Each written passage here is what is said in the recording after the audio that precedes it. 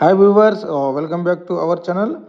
రైతన్నలకు తెలంగాణ ప్రభుత్వం నుంచి ఒక అదిరిపోయే లేటెస్ట్ అప్డేట్ అయితే రావడం జరిగింది. అదేంటో తెలుసుకునే ప్రయత్నం అయితే చేద్దాం. అదే తెలంగాణ ప్రభుత్వం చేపట్టినటువంటి రైతు భరోసా పథకానికి అయితే దరఖాస్తులు అయితే తీసుకోవడం జరుగుతుంది. అయితే రైతు భరోసా పథకం కోసం కొత్తగా రైతులైతే దరఖాస్తు చేసుకోవడానికి అయితే అవకాశం అయితే కల్పించడం జరిగింది. అయితే ఏ విధంగా దరఖాస్తు చేసుకోవాలి, దీనికి సంబంధించినటువంటి మార్గదర్శకాలు ఏ విధంగా ఉన్నాయనే విషయాన్ని అయితే ఈ వీడియోలో తెలుసుకునే ప్రయత్నం చేద్దాం. ఇక వీడియో విషయానికి వచ్చినట్లయితే తెలంగాణ ప్రభుత్వం ఎంతో ప్రతిష్టాత్మకంగా చేపట్టినటువంటి రైతు భరోసా పథకం కోసం దరఖాస్తులు అయితే తీసుకుంటుంది. అదే రైతు భరోసా పథకం కోసం కొత్తగా రైతులు దరఖాస్తు చేసుకోవడానికి ఇది ఒక అవకాశం అని చెప్పవచ్చు. అదే 2024 డిసెంబర్ 31వ తేదీ వరకు కొత్తగా పట్టాదారు పాస్ పుస్తకాలు పొందినటువంటి రైతులైతే దరఖాస్తు చేసుకోవడానికి అవకాశం కల్పించడం జరిగిందని చెప్తున్నారు. అంటే డిసెంబర్ 31, 2024 లోపల ఎవరైతే కొత్తగా పాస్ పుస్తకాలు పొంది ఉండి అదేవిధంగా కొత్తగా వ్యవసాయ భూములను కొనుగోలు చేసిన వారు ఎవరైతే ఉంటే వారికి మాత్రం అవకాశం అని చెప్పవచ్చు. అదే 2025 జనవరి 26వ తేదీ వరకు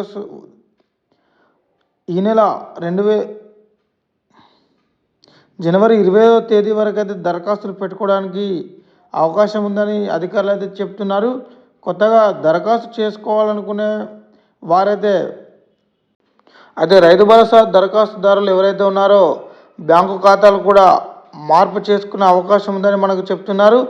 అయితే దీనికి జనవరి 26వ తేదీ వరకు చివరి తేదీ అని పేర్కొంటున్నారు. అయితే ఆయా గ్రామాల వారీగా దీనికి సంబంధించినటువంటి వ్యవసాయ విస్తరణ అధికారులు అయితే దీనికి సంబంధించి సర్వే చేపడుతున్నారు.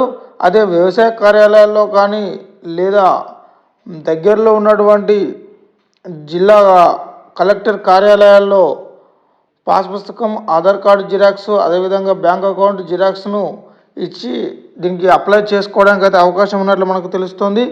అదే దీనికి సంబంధించినటువంటి మార్గదర్శకాలు అయితే ఈ విధంగా ఉన్నాయి.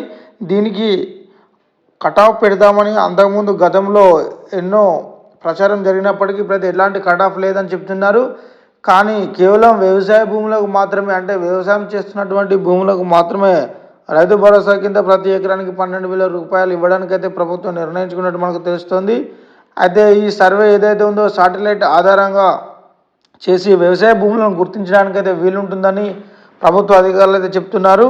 అదేవిధంగా ప్రభుత్వ ఉద్యోగులకు, ఎమ్మెల్యేలకు, ఎంపీలకు కూడా ఈ ప్రభుత్వం నుంచి తీసివేసినట్లు మనకు తెలుస్తోంది. అదే రైతులకు రైతు భరోసా పథకం పైన ఉన్నటువంటి సందేహాలను నివృత్తి చేసుకోవడానికి మీకు దగ్గరలో ఉన్నటువంటి రైతు వేదికల వద్దకు వెళ్ళి వ్యవసాయ అధికారులను కలిసి అయితే నివృత్తి చేసుకోవచ్చని మనకు తెలుస్తుంది. సో ఇది వీడియో ఫ్రెండ్స్. ఇలాంటి మరిన్ని వీడియోల కోసం మన ఛానల్ని సబ్స్క్రైబ్ చేసుకొని రెగ్యులర్గా ఫాలో అవుతుండండి. మీ అభిప్రాయాలను అయితే ఎప్పటికప్పుడు మాకు కామెంట్ రూపంలో తెలియజేస్తూ ఉండండి. Thank you.